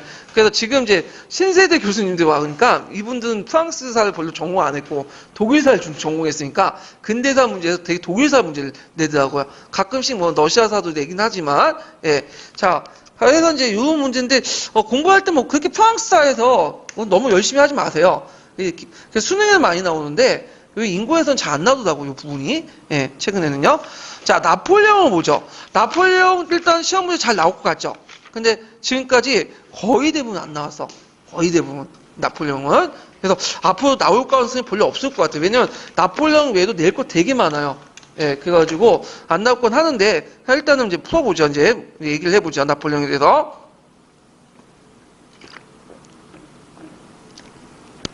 이 나폴레옹은 엄밀히 말하면 프랑스 사람은 아니에요. 저기 코르시카 섬에서 태어났거든요. 원래 이 코르시카 섬은 이탈리아에 있었던 건데 나중에 프랑스에 넘어갔죠. 그래서 이 나폴레옹은 이탈리아, 그러니까 코르시카 섬에 있는 가난한 귀족 가문 출신이에요. 그래서 처음에는 독립운동을 하다가 이제 포기하고 어디에 입학했냐? 프랑스 육군사관학교에 들어갔어요. 근데 이 사람이 공부를 그렇게 잘한 건 아니었거든요. 근데 유일하게 잘했던 게 뭐냐? 수학이야, 수학. 그래서 수학은 1등을 했어. 다른 데는 다 과목 못해도. 예. 근데 이제 수학에서 제일 필요한 그 병가가 뭐냐면 포병이거든. 포병. 예. 그래서 포병 사령관으로 이제 임명해서 이제 혁명관에 투신했고, 이때 자코뱅 정부 밑에서 이제 왕당파나 영방주의자들을 이제 반란을 진압을 했어요. 그리고 대원정, 그 이탈리아 원정이나 이집트 원정 등등 해갖고 큰 성과를 얻었죠. 그래서 국민들의 신망을 얻게 되고 결국엔 부르메로 쿠데타로 해서 집권을 하게 돼요. 예. 그러면 이 나폴레옹이 처음부터 자기가 황제가 됐던 건 아니고요. 처음에는 가도기 정부로서 뭘 만들었냐면 통령정부를 만들었죠. 통령정부. 그래서 부르메로 쿠데타로 해가지고 총재정부를 타도하고요. 통령정부를 수립을 하게 되죠. 그래서 나폴레옹은 쿠데타를 일으킨 후 3인의 통령정부를 구성해요. 그래서 1통령, 2통령, 3통령 이렇게 이제 3명의 통령을 두고 그 중에 1통령을 자기가 해요. 이거 이제 나폴레옹하고 또 시리아스를 또 얼굴마담을 내세우고 등등 했죠. 그래서 이제 이 사람이 여러 내정 개혁을 했는데요. 이 사람도 이제 중앙집권을 강화시켜 나갔죠. 그리고 이제 좀 이따 나폴레옹 법전 있죠. 나폴레옹 법전을 편찬했다. 그래서 이 나폴레옹 법전은 이제 문제풀면서 좀 살펴볼게요. 그래서 이것을 민법을 완성시키고 프랑스 혁명을 계승했다. 이렇게 보시면 되는데, 한계는 이제 가부장적인 어떤 그 내용이 되게 많다. 그래서 여성의 재산권 처분 같은 것도 제한하는 그런 내용도 있고 그래요. 그 다음에 프랑스 은행을 설립했다. 그러니까 이건 뭐예요? 중앙은행을 설립했다는 거. 중앙은행. 프랑스의 한국은행처럼 중앙은행을 설립을 하고요. 그 다음에 이제 그 국민교육제도를 도입했죠. 그래서 이제 국민국가를 만들기 위해서 어느 정도 국민들의 기초적인 교육은 시켜야 되겠다. 그래갖고 이제 고등학교 니시를 설립하고 등등 등등해서 이제 먼저 초등학교부터 해서 고등학교 등등 설립을 했고요. 그 다음에 이 사람이 했던 게 내지용 도나드예요.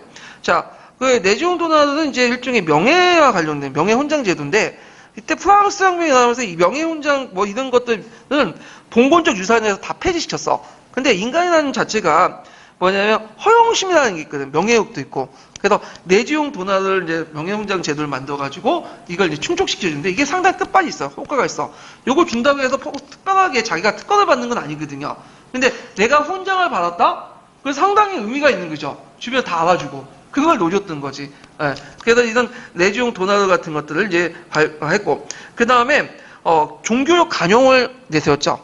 네. 왜냐면 이제 그 당시에 그 프랑스 대혁명의 집권파들은 그 카톨릭에 대해서 별로 안 좋아했잖아요. 근데 이제 문제는 나폴레옹 되게 현실주의자이기 때문에 그 당시 그 전 국민의 90%가 뭘 믿어요? 카톨릭 믿죠. 그리고 프랑스 혁명에 공감한다 해도 카톨릭 부분에서는 상당히 보수적이야. 그런 과정에서 카톨릭과 계속 적대를 하면 어떻게 돼요? 통치가 잘 안 되겠죠. 그러다 보니까 교황과 1년에 타협을 하게 돼. 그러면서 이제 교황과 타협하면서 카톨릭 교회와 이제 화해 무드로 이제 전환시켰다. 이렇게 이제 보시면 되겠죠. 그래서 이제 이 교황과의 화해 내용을 보면, 자, 서로 주고받는 것을 이제 해요. 거기에 이제 그 서계에 있는 내용인데, 그 모든 교회 재산에 대한 포기예요. 이건 누가 하겠어요? 이거는 이제 교황이 하겠죠. 그러니까 모든 교회 재산을 제가 다시 얘기할게요. 모든 교회 재산에 대해서 포기하고 프랑스형의 주교 임명권을 인정하죠.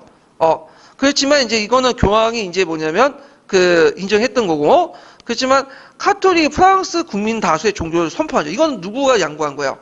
나폴레옹이 양보한 거죠. 예. 그리고 또 나폴레옹이 양보한 게 뭐냐? 성서 성직자의 정당성을 인정하지 않아요. 예. 그래서 그 당시에 이제 성직자 기본법을 통치할 때 두 가지가 있죠. 국가에 충성하는 거. 그래서 국가에 충성을 하는데 문제는 국가에 충성하지 않은 그런 성서 성직자 거부한 사람도 있었다고 했죠. 그리고 성서 성직자들 했던 사람도 있고, 근데 이 성서 성직자들 인정 안 하고 성서 성직자를 거부했던 사람들만 성직자를 인정해 주는 거야. 이렇게 해서 결국엔 적당히 타협을 봐요. 예, 그래갖고 이제 있고, 그 다음에 이제 제일 재정을 이제 보죠. 일단은 이제 항상 뭐냐면 나폴레옹은 합법적인 방법을 이제 채택을 해요. 국민투표를 실시하죠. 되게 웃긴 게 이 국민투표가 지금은 상당히 민주주의잖아요. 근데 예전에 독재 권력들이 국민투표를 자주 이용을 했어. 그래갖고 이제 나중에 나폴레옹 3세도 황제가 될 때 국민투표하고, 그 다음에 유신정부 할 때도 맨날 국민투표하고, 예, 등등. 그래서 하여튼 황제직위에서 이때부터는 제일 재정을 시작. 물론 그 전에 이제 삼통령 제도를 폐지하고 종신통령이 됐다가 황제 즉위하게 돼요. 그래서 제일 재정. 왜 여기 재정이다 붙을까요? 황제가 지배하기 때문에, 왕이 아니라. 예. 그래갖고 이제 있고, 요때 이제 뭐냐면 활발한 정복 정쟁을 이제 하게 되죠. 그래갖고 이제 그 당시 오스트리아 프루시아를 격파하고, 그때 제3차 대불 동맹이 있었는데 제3차 동맹을 격파를 하죠. 그 다음에 이제 아우슈비츠 전투에서 이제 승리해갖고 오스트리아 러시아 연합군을 격파하고요. 그다음 근데 유일하게 패배한 해전 있죠. 영국의 넬슨에게 패배한 트라파칼라 해전이죠. 그래갖고 이 영국은 정통적으로 육군이 약하지만 뭐는 강해요. 해군이 강해. 그래서 해전에서 패배를 하게 돼. 그래갖고 이걸 이제 안 되겠다 해서 본때 보여주기 위해서 대륙 봉쇄령 같은 걸 발표하잖아요. 자, 그 다음에 뒤에 넘어가서 나일 연방을 결성하죠. 이거 좀 기억을 해주셔야죠. 그래갖고 종전에 신성로마 제국이 있었죠. 그걸 해체시키고 나일 연방을 결성된다. 그래갖고 이제 있었다는 거.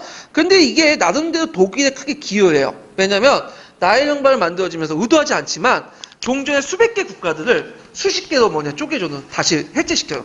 그래서 조그맣게 만드는 국가들이 왔다 갔다 하면 통일이 잘 안 되죠. 근데 이것을 수십 개로 하다 보면 통일에 큰 밑거름이 되잖아. 그래서 의도하지 않지만 나름대로 독일의 통일에 또 나름대로 기여를 해요. 이 사람이.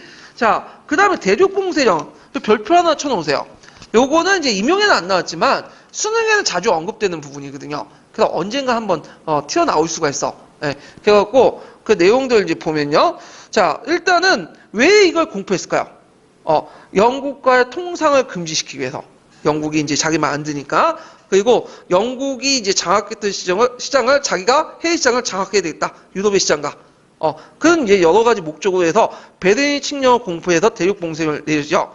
그래서 영국의 여러 섬을 대륙부터 봉쇄할 걸 선언하고 영국과의 모든 무역 활동과 통신을 금지하고 영국이나 그 식민지에 온 모든 배는 대륙에 어떤 항구도 들어올 수 없다 했는데, 자, 그게 제대로 될 수 있을까 없을까? 없었죠. 왜냐하면 영국은 그냥 산업혁명 시기였기 때문에 세계 공장일 만큼 여러 물건들을 이제 유럽에 수출하고 있었어요. 그러니까 영국의 의존도가 높았던 거예요. 유럽 각국들이. 그러다 보니까 그게 제대로 안 됐고, 또 유럽이 아무리 영국을 봉쇄한다고 해도 영국은 유럽만 상대하는 게 아니죠. 어디도 상대해? 세계 각국을 상대하고 또 식민지가 많죠. 그러니까 아무리 물자들 봉쇄를 한다고 해도 식민지부터 시장 확보하고 물자 다 받아들일 수 있어. 그러니까 이게 제대로 안 됐던 거예요. 이게. 자, 그래서 이제 이런 것도 있고, 그래서 이제 러시아 원정을 하는데 아직 좀 뒤에 할게요. 이거 나중에 있고. 하여튼 그 다음에 프로이센을 굴복시키죠. 디지털 조약을 모여서 이제 프로이센을 굴복시키고, 이때 이제 뒤에 언급되어 있는 프로이센 개혁이 나와요. 슈테인 하른드베크 개혁이 이제 나왔다. 이렇게 이제 보시면 돼요. 자, 그 다음에 나폴레옹의 몰락을 보죠. 나폴레옹 몰락은 어디에서 이제 시작됐냐면 에스파냐 포르투갈 반란에서 시작했어요. 에스파냐 포르투갈은 이제 원정을 이제 왜 했냐면, 일단 왜 점령했냐면, 그때 나폴레옹이 대륙봉쇄령을 내렸죠.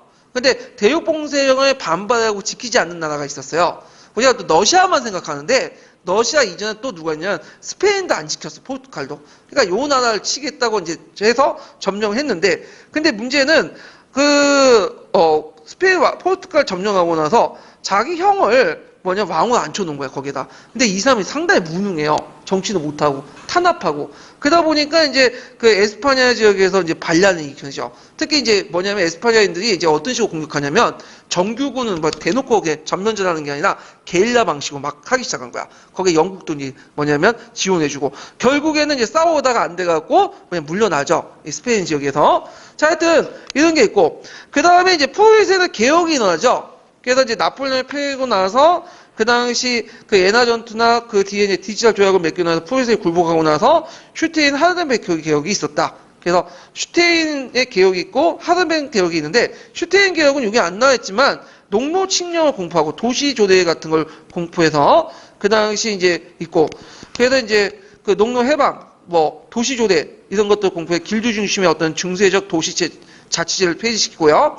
그 다음에 프랑스식 징병제를 도입하고 이런 것도 있고요. 그 다음에 슈테인을 계승한 사람이 이제 하덴베르크라는 사람인데 이 사람은 이제 슈테인 농업개혁을 보완하는 조치를 취했다.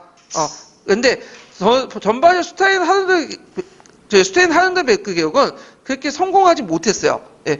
그 자세한 내용은 시험 문제 안 나오기 때문에 가감을 뺐는데 요거는 이제 어디에 있냐면 서계에 있어요. 서계. 그래서 서계 읽으면서 한번 정리해 보세요. 예. 자, 그 다음에 러시아 원정을 보죠. 러시아 원정. 자, 원인은 러시아가 이제 대륙 봉쇄령을 이제 어겼기 때문에 러시아 원정을 했죠. 그래가지고 이제 했는데 이 당시 원정 동맹국이 그 나폴레옹 격파를 하죠. 러시아 원정을 이제 했는데 문제는 러시아가 처음엔 싸우지 않고 계속 도망쳐 나가죠. 그러다가 이제 언제 기다려? 겨울 때 기다린 거야. 그 모스크바 바로 이제 점령하고 나서 하는데 겨울이 닥쳐오니까 이제 후방에서 누가 코카소스 기병대 후방에 쳐버린 거야. 보급로가 끊어지고. 그래서 후퇴하는 과정에서 많은 이제 그 프랑스군, 그 동맹국들이 많이 죽게 돼요.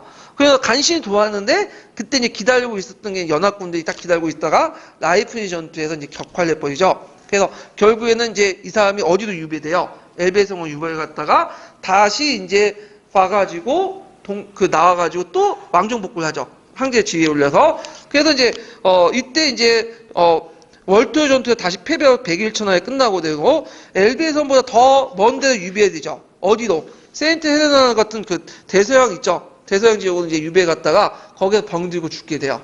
예. 그래서 이제 끝나게 되죠. 자, 그래갖고 이제 이렇게 했는데 나폴레옹의 정쟁의 의의를 보면 일단 나폴레옹은 전쟁을 통해서 프랑스 혁명 이념을 전파했다. 예. 그러니까 특히 자유주의의 전파하고 자유주의 민족주의. 이 자유주의 민족주의 전파되면서 각국의 국민국가를 형성하는데 큰 영향을 줬고 오히려 이런 것들이 대받아쳐갖고 나폴레옹을 멸망시키는 원인이 되죠. 예, 그래서 자유주의 민족주의에 영향을 줬다는 거.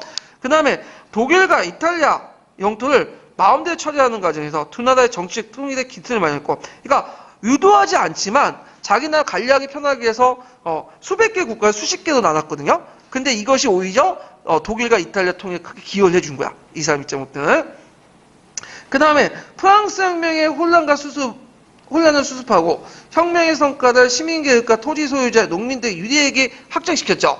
그러면서 이제 위대한 국민이라는 영광을 보여줬다. 이렇게 좀 보시면 돼요.